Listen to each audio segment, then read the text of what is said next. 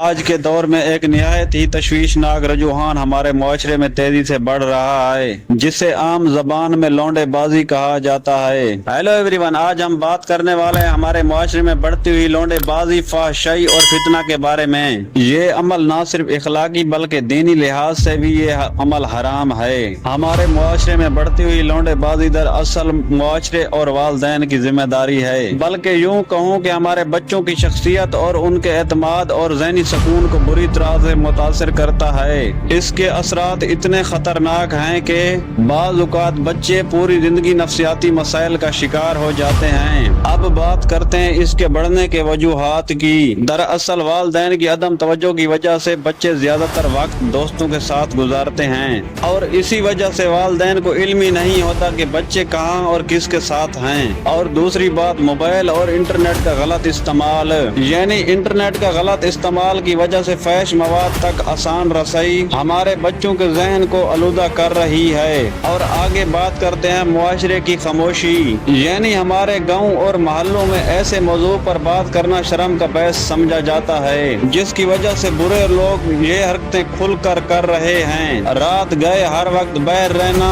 اور رات کے وقت اکیلے گھومنے پھرنے والے بچے زیادہ خطرے میں رہتے ہیں۔ اور اب جو امپورٹنٹ بات کرنے والے ہیں وہ ہے والدین کی ذمہ داری۔ والدین حضرات بچوں کو چھوٹی عمر سے ہی اچھے اور برے کا فرق سمجھائیں، ان کے دوستوں میں اٹھنے بیٹھنے اور باہر جانے میں کڑی نظر رکھیں، تاکہ آپ کے بچے آنے والے وقت میں اس فحاشی اور فتنہ سے محفوظ رہیں۔ اپنے بچوں کو ایسا اعتماد دیں کہ اگر ان کے ساتھ کوئی غلط حرکت کرے تو وہ فوراً اپنے والدین کو بتا سکیں، اور غیر ضروری انٹرنیٹ کے استعمال کو بھی محدود کریں تاکہ آپ کے بچے محفوظ رہ سکیں۔ رات گئے باہر نکلنے پر سختی سے پابندی لگائیں تاکہ لوگ اس برائی کو پہچانیں اور اس پر بات کریں۔ محلے اور گاؤں کی سطح پر آگاہی مہم چلائیں تاکہ لوگ اس برائی کو پہچانیں اور اس پر بات کریں۔ ایسے افراد جو اس گہنونی حرکت میں ملوث ہوں ان کا سماجی بائیکاٹ کریں اور ان پر قانونی کارروائی کروائیں۔ میرے خیال میں مساجد، مدارس اور اسکولوں پر بھی اس موضوع پر بات ہونی چاہیے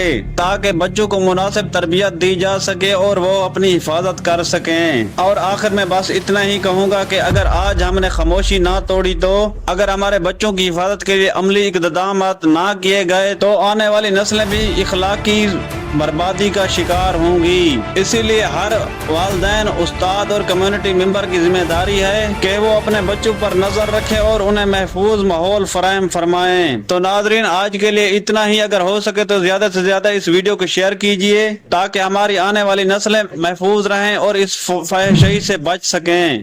اور کمنٹ باکس میں اپنی رائے کا اظہار ضرور کریں، اور چینل پر نئے ہیں تو چینل کو بھی سبسکرائب کر لیں۔